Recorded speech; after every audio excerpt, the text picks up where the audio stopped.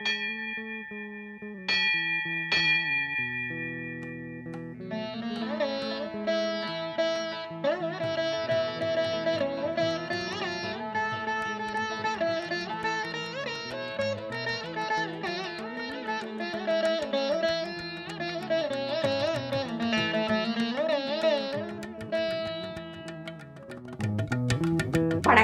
Welcome to Chitra Murali's kitchen.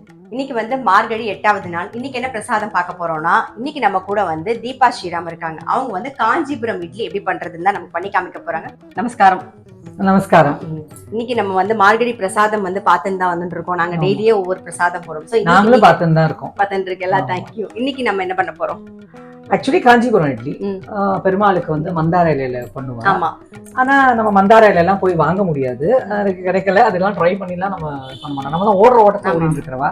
அதனால காஞ்சிபுரம் இட்லிலேயே புழுங்கரிசி பச்சரிசி எல்லாம் வச்சு பண்றதுக்கு பதிலாக நம்ம சிகப்பரிசியை வச்சு ஒரு ட்ரை பண்ணி பார்க்கலாம் அப்படிங்கிறதுக்காக பண்ணியிருக்கேன். அதுக்கு தேவையான பொருள்லாம் இங்க இருக்கு, பாத்துடலாம். காஞ்சிபுரம் இட்லினா இப்ப பாருங்க, இது வந்து காஞ்சிபுரம் இட்லிக்காக அரைச்சது. நல்லா பொங்கி வந்திருப்பாங்க நேற்றுக்கு. இதே மாதிரி ஒரு கப்பால 1 கப்பு பச்சரிசி, 1 கப்பு புழுங்கரிசி, 3/4 கப்பு உருட்டு உளுந்து எடுத்துக்கணும். கொஞ்சம் வெந்தயம், 1/4 கப்பு வெந்தயம். அதை தான் ஊற வச்சு நல்லா 5-6 மணி நேரம் ஊற வச்சா பச்சரிசி எல்லாம் நல்லா ஊறி அரைச்சாதான் நல்லா இருக்கும். அப்புறம் உப்பு போட்டு கலந்து வச்சு மறுநாள் ஒரு கொஞ்சம் 8 மணி நேரம் புளிக்க வச்சாலும், ஒரு 4 மணி நேரம் புளிக்க வச்சாலும் ரொம்ப நல்லா இருக்கும். சோ அந்த மாதிரி எடுத்துட்டது. ஆனா நான் என்ன பண்ணிருக்கேன்னா, இன்ஸ்டெட் ஆஃப் புழுங்கரிசிக்கு பதிலா நான் சிகப்பரிசியை போட்டு பண்ணி பார்ப்போமே அப்படிங்கறதுக்காக சிகப்பரிசி, அதே மாதிரி 1 கப்பு பச்சரிசி, 1 கப்பு புட்டரிசி, சிகப்பரிசி புட்டரிசி, அதுக்கப்புறம் உளுந்து, உருட்டு உளுந்து, சாதா உளுந்து. ஏன்னா நம்ம இதெல்லாம் மிக்சியில தான் அரைக்க போறோம். நம்ம கிரைண்டர்ல இருக்க நம்ம நிறைய பண்ண போறது இல்ல, சும்மா நைவேத்தியத்துக்காக பண்றதுனால மிக்சியில அரைக்கிறதுனால கொஞ்சம் உளுந்து, உருட்டு உளுந்தா நல்லா கண்டு வரும். அது வெந்தயம், வெந்தயம் வந்து 1/4 கப். எல்லாமே இந்த கப்ல தான் நான் அளவு எடுத்துருக்கேன். சரியா? இத வந்து அரைச்சு எல்லாம் பண்ணி பாருங்க. மாவு நல்லா பொங்கி வந்திருக்கு பாருங்க, நல்லா பொங்கி வந்திருக்கு பாருங்க. இப்ப இது பாருங்க, தெரியுதா உங்களுக்கு? ஆமா, கெட்டியமா இருக்கணும். நம்ம தோசை மாவு பதத்துக்குலாம் எடுத்தா இது நல்லா இருக்காது. அதனால கெட்டியமா இருக்கணும். உப்பு போட்டு கரைச்சி வச்சாச்சு. இதான் மாவு நல்லா கெட்டியமா இருக்கு பாருங்க. தெரியுதா உங்களுக்கு? இப்போ இந்த காஞ்சிபுரம் இட்லி பண்ற போது என்ன பண்றோம்னா, ஒரு தாளிச்சு கொட்டி பண்ண போறோம். அண்ட் எண்ணெயில தாளிச்சா நல்லா இருக்காது, நெய்ல தாளிச்சாதான் நல்லா இருக்கும். சோ நம்ம அதை நெய் விட்டுக்கிறோம் கொஞ்சம். நம்ம 2த்துக்கும் சேர்த்து போட்டுட்டு அதுக்கப்புறம் 2த்துக்கும் பிரிச்சு போட்டு. ஓகே. மாவு வந்து நாங்க கொஞ்சமா எடுத்து வச்சுட்டு இருக்கோம். ஆமா பாருங்க, 2 மாவு இருக்கு. என்ன அளவு பண்ண போறோமோ அந்த அளவு கொஞ்சமா எடுத்து வச்சுட்டாச்சு. இதுக்கு வந்து முந்திரி பருப்பு, என்னென்ன போடணும்னு சொல்லுங்க. நான் முந்திரி பருப்பு, அப்புறம் அதுலயே மிளகு வந்து பாதி போடுங்க, ஜாஸ்தி இருக்கு பொடி பண்ணி வச்சுட்டு இருக்கோம். ஆமா, கொஞ்சம் நறுவுமா இருக்கணும். ரொம்ப பொடியா இல்லாம இருந்தா நல்லா இருக்கும். கோர்ஸா இருக்கும். போரும். சீரகம் இன்னும் கொஞ்சம் போடுவோம். கருவேப்பிலை அப்படி போட்டுன்றேன். இப்ப வந்து இஞ்சி சேர்த்துக்கலாம். இஞ்சி எப்பயுமே லாஸ்டா சேர்க்கலாம். கொஞ்சமா போடுவோம்.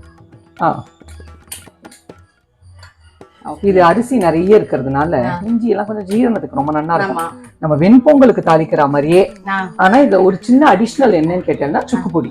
ஓகே, அது போட போறோம். பெருங்காய பொடி அதுல போட்டுடலாம். ஓகே, சுக்கு பொடி எதுல போடணும்? பொடி இது கொஞ்சமா அதுல கூட போட்டுடலாம். போறோம் ஐ திங்க்.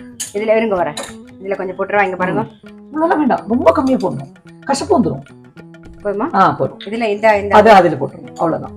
பெருங்காய பொடியும் கொஞ்சம் இன்னும் கொஞ்சம் போடலாமா?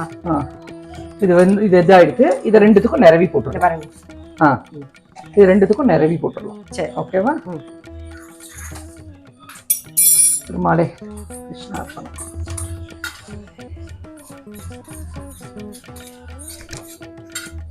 அவ்வளவுதான், 2த்தையும் போட்டோமா? ஆமா.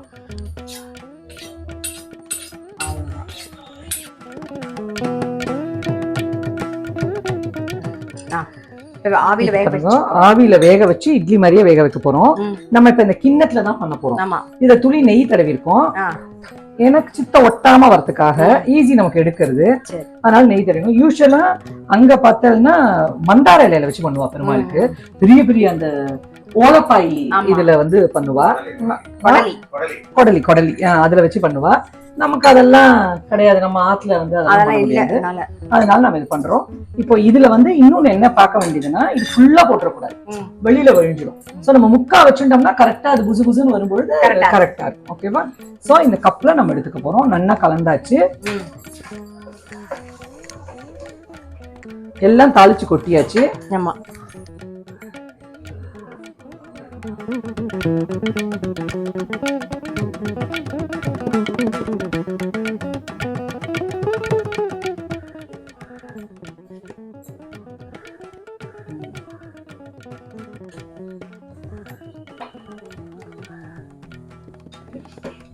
பெருமாளே,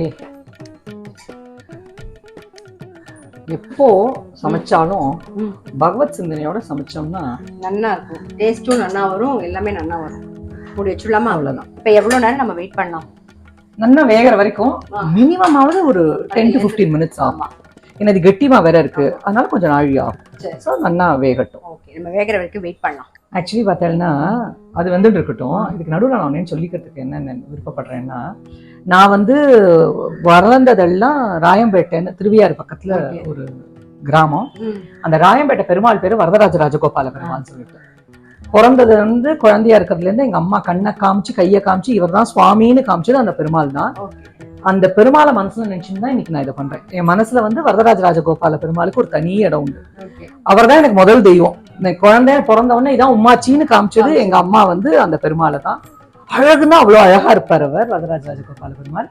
அவருக்கு மனசுல நினைச்சுட்டு அவருக்கு நைவேத்தியமா இதை நான் நினைச்சு பண்றேன். அதனால இது நிச்சயமா பிரமாதமா வரும் பெருமாளோட இதுல வந்து.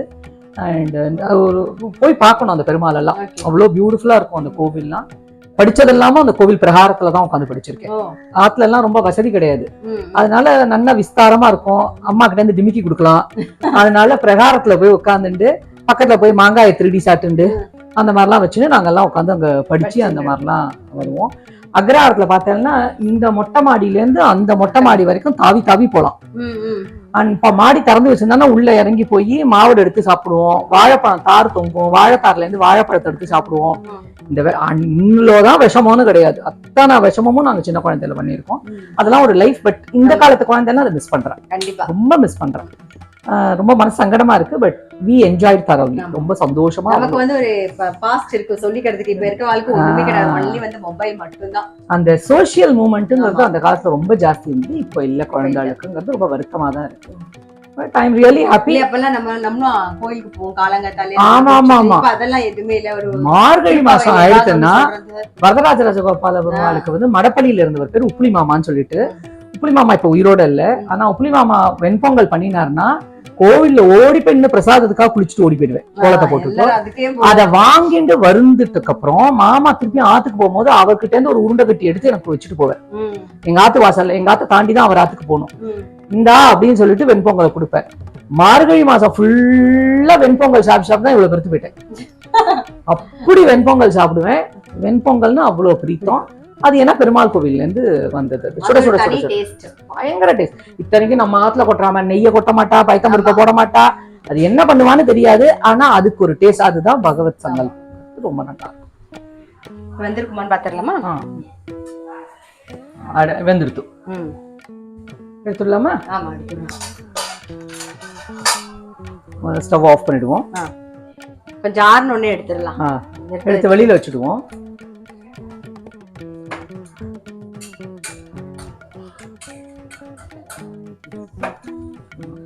ரெடி ஆயிடுது, எடுத்துடலாம். ரெடி ஆயிடுது. அழகா இங்க பாருங்க, அப்படியே எடுக்க எடுக்க அதுவே வந்துருமா. அப்படியே தெரியுதா உங்களுக்கு? ஏன்னா நெய் தடவினால அப்படியே விட்டு வந்துடும். அப்படியே பிரசாதத்தை எடுத்து நெய்வேத்தியம்.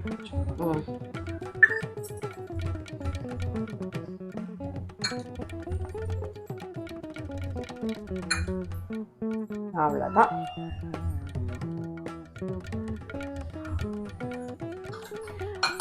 பிரசாதம் காஞ்சிபுரம் இட்லி வந்து ரெடி. நீங்க காஞ்சிபுரம் இட்லிக்கு அளவு இன்னொரு வாட்டி சொல்லிடுங்க.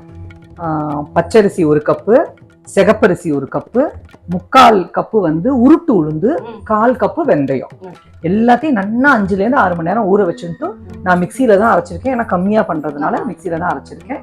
நிறைய பேர் இருந்தாலும் கிரைண்டர்ல போட்டு அரைக்கலாம். மிக்சியில போடுறதுனால 6 மணி நேரம் நான் ஊற வச்சு ஒன்னா போட்டு ஊற வச்சு அழகா அரைச்சு உப்பு போட்டு கலந்து வச்சுட்டு அதுக்கப்புறம் ஒரு 6 மணி நேரம் விட்டோம்னா பொங்க வச்சு அதுக்கப்புறம் அதை மாதிரி வேட்ல வச்சு இட்லி வாக்குற மாதிரியே வாக்குறோம். அதே மாதிரி நெய்லயே வந்து மிளகு சீரகம், மிளகு மட்டும் பொடிச்சுட்டா போதும், சீரகம் பொடிக்க வேண்டிய அவசியம். சுக்கு, பெருங்காயம், கருவேப்பிலை, முந்திரி பருப்பு இதெல்லாம் போட்டு நீங்க தாளிச்சு கொட்டி பண்ணிட்டு எல்லாம் ரொம்ப ரொம்ப நல்லா இருக்கும்.